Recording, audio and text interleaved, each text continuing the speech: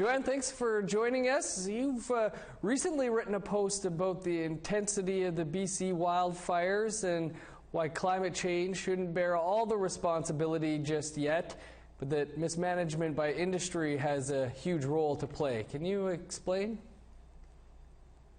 Well, I've been watching the developments in the BC forest over the last 20 years, and the intensity of these fires is no surprise, watching how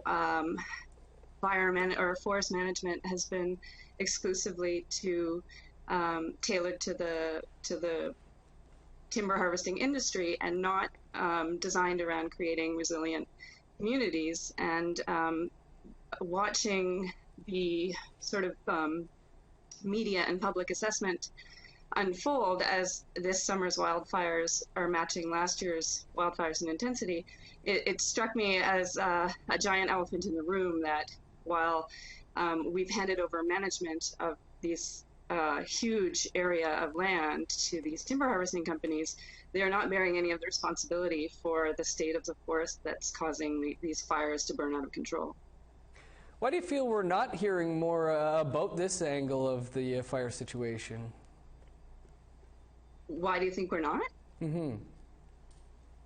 That's a really good question. I think people are inclined right now to focus on climate change in general exacerbating the conditions, which I'm grateful for, and I think that if anything's going to draw more attention to how we should act to curb climate change, that's wonderful.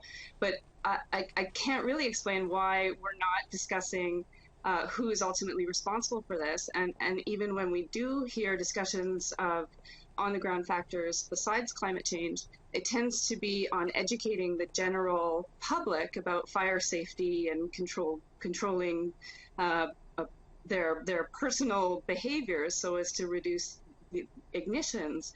And I can only surmise that there's so much financial and political investment in these forests, in perpetuating the management for the benefit of the forestry companies, that we'd just rather not talk about that. Joanne, there have been some ideas put forward, such as better forest management and clearing out some of the trees left behind by logging. Can you speak briefly about those? Yeah, some of there's been a few really progressive sort of white paper style suggestions put forth by forest industry professionals, forest ecologists, and academics over the last year, which include just a shift in management priorities from economic extraction to creating resilient forests, particularly around urban and wildland interfaces. And so not just reducing the fuel load that's out there by prescribed burns, but changing the whole structure for how we prescribe reforesting areas after they're harvested, for example, and aiming to create natural breaks in ecosystems by restoring biodiversity that has been lost by creating these forest plantations and removing natural fire cycles. And so some of it involves reducing the load that's out there right now that's going to keep burning over the next few years until we do something about it, but also planning strategically over the next couple of decades to reduce even the risk of those loads building up again around where we are. And the reason that it's important to talk about the responsibility for forest management for this, rather than lay it all on climate change, is that we really can make a difference if we adjust our priorities and policies to favor livable landscapes rather than timber extraction for profit.